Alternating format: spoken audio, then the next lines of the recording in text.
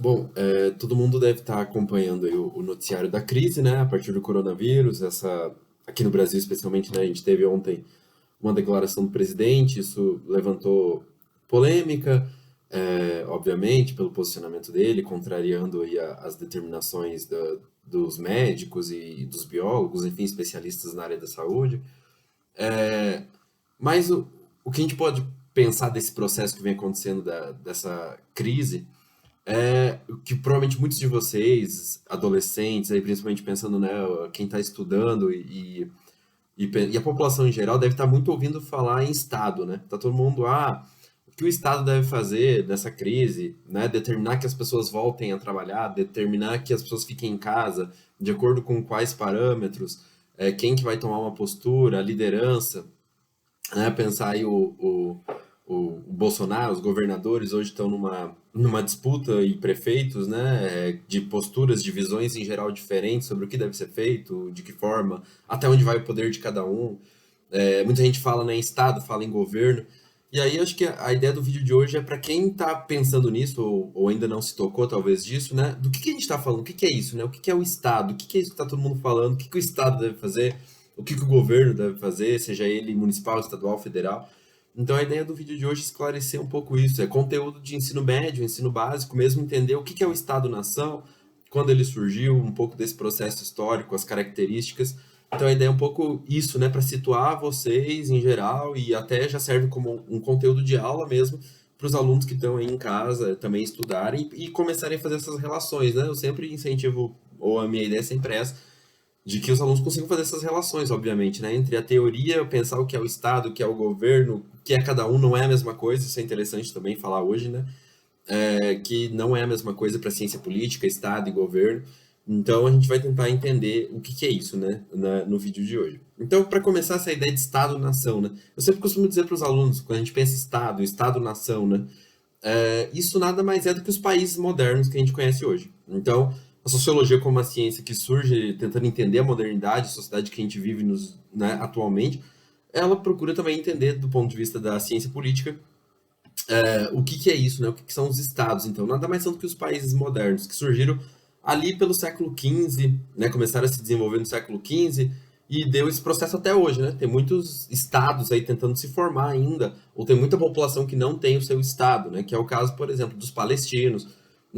Quem acompanhou algum tempo, vem acompanhando, e claro, agora por conta do coronavírus essa discussão fica de lado um pouco, né? Mas por exemplo, ficou muito famoso recentemente na Espanha, né? A região ali da Catalunha em Barcelona, que tem ali como sede Barcelona, tentou se separar do resto da Espanha, por exemplo, ou seja, formar seu próprio Estado-nação.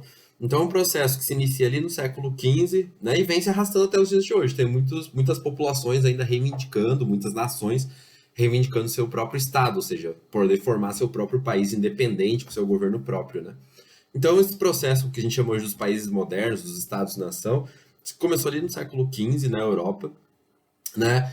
E aí, claro, a nossa ciência em geral, nas ciências sociais e em todos os sentidos, elas são muito eurocêntricas, né? Então a gente em geral, claro, isso tem consequências também por conta da nossa colonização, do processo de domínio mesmo que os europeus estabeleceram a partir aí desse processo do final da Idade Média e início da Idade Moderna, né? Então ali pelo século XV está acabando a Idade Média, né, aquele período que durou mais ou menos do século V ao século XV, que a gente engloba em 1000 anos, como são chamados geralmente historicamente de Idade Média, está começando a surgir a sociedade moderna que a gente conhece hoje, e aí, consequentemente, uma parte, claro, em aulas futuras pode pensar do ponto de vista econômico, cultural, mas hoje é pensar desse ponto de vista político. Então, ali no século XV começa a se formar os primeiros estados-nação, os primeiros países como a gente conhece hoje, né? Digamos assim. Então, quais são as características? O que existia antes, né? Então, como é que era a Idade Média? A Idade Média não tinha país, né? Você não ia chegar, sei lá, no que a gente conhece hoje como Portugal, Espanha, Inglaterra, e as pessoas não se identificavam assim, elas não se entendiam assim, né? Desse ponto de vista.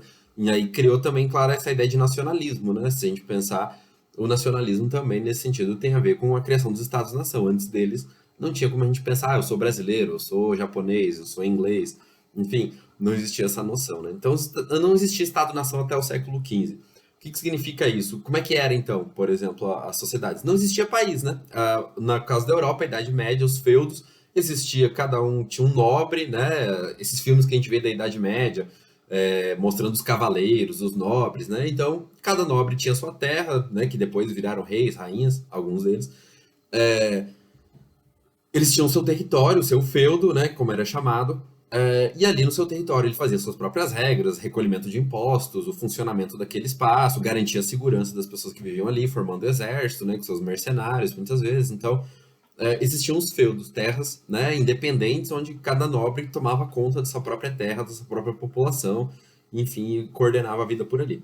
Depois, a partir do século XV, que começou, né, final do século XIV, início do século XV, nas ciências humanas em geral, a gente até consegue marcar alguns eventos com datas precisas, mas em geral, como eu falei até em vídeos anteriores, quem acompanhou, é tudo processo, né? Então essas coisas vão acontecendo mais rápido em um lugar, menos, as mudanças são mais lentas em outros lugares, então isso varia também um pouco dependendo do lugar que a gente está falando. Como eu disse, tem sociedades que até hoje estão tentando formar seus estados, né? Seus países. Então, começa um processo de fim da Idade Média, esses senhores feudais, né, e começa um processo de conflito ali. Alguns nobres vão que conseguem ter mais recursos, formar mais exércitos, ganhar mais dinheiro, digamos assim, mais propriedade, que naquele tempo ainda a terra era um bem mais valioso que alguém podia ter.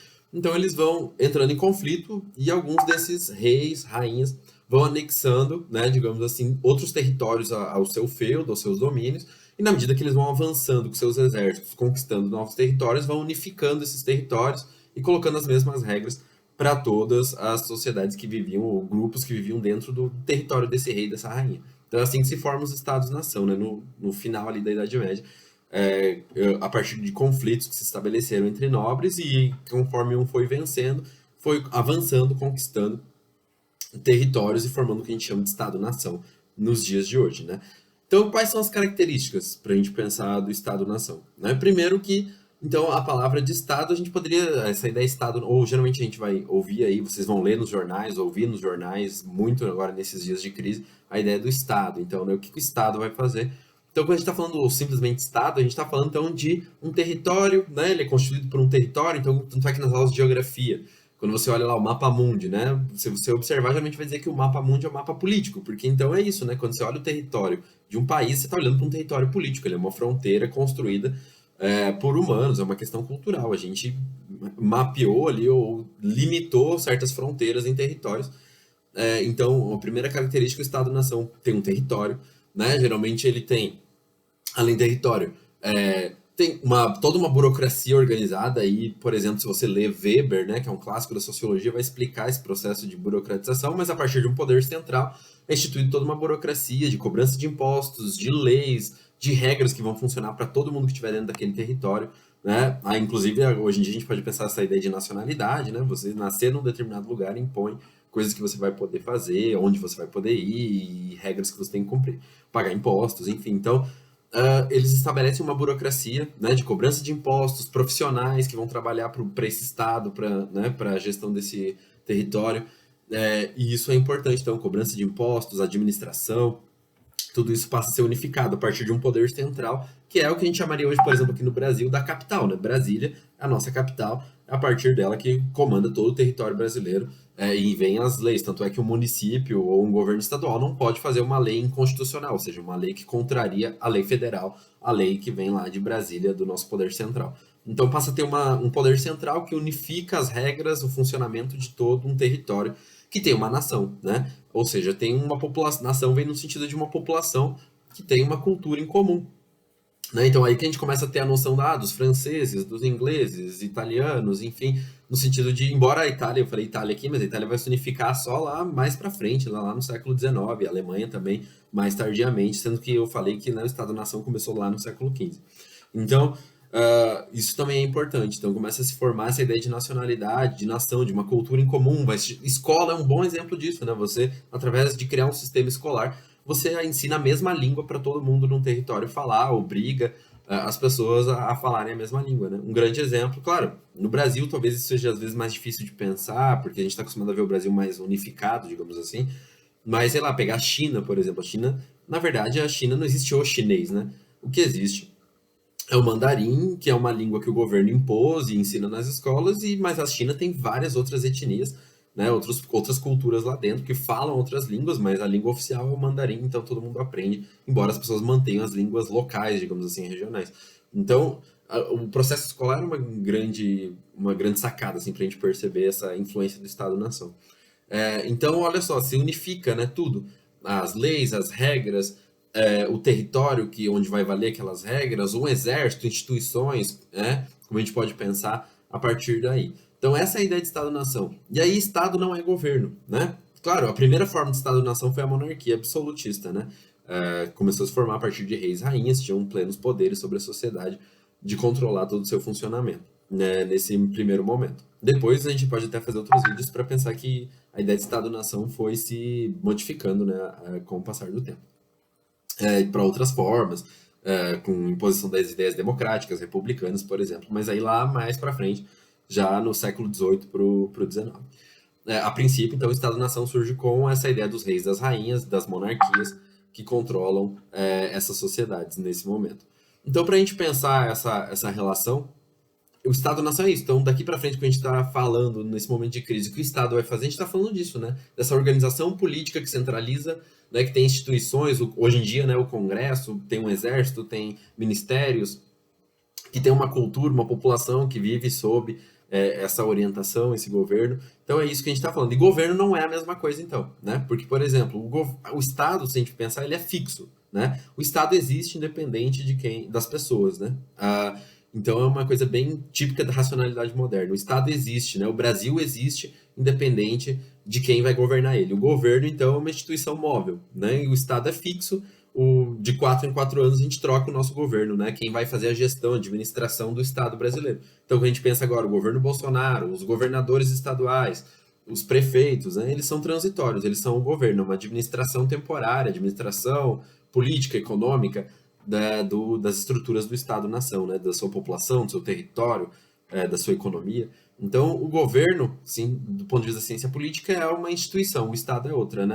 Claro que eles se relacionam, obviamente, né? Porque o Estado não faz a gestão dele sozinho, ele precisa do governo, uma equipe que é eleita, nesse caso aqui no Brasil. Tem outros países que continuam tendo monarquia, por exemplo, mas hoje a gente pensar que no Brasil é eleito um governo que, em períodos aí, então, é uma administração temporária, né? O governo Bolsonaro já foi, sei lá, antes dele, né? Pensar o Temer, antes dele a Dilma, antes dele o Lula, antes o Fernando Henrique. Então, só para pegar aí o histórico recente dos nossos governos, né? Aqui no caso do Brasil, para ficar mais claro para a gente entender. Então, quando vocês estão vendo esse debate aí, o Estado, o que é o Estado? O Estado é isso, né? Então, a formação dos países modernos que a gente tem hoje, e cada Estado tem seus governantes, né? Que são eleitos temporariamente para administrar uma administração temporária da estrutura do Estado, suas instituições, né? Desde a questão militar até pensando pela instituição de leis, Congresso, da sua população, regras do seu território, e agora tem a ver com administrar a saúde, né? O que a gente vai fazer na gestão e pensar as saídas econômicas.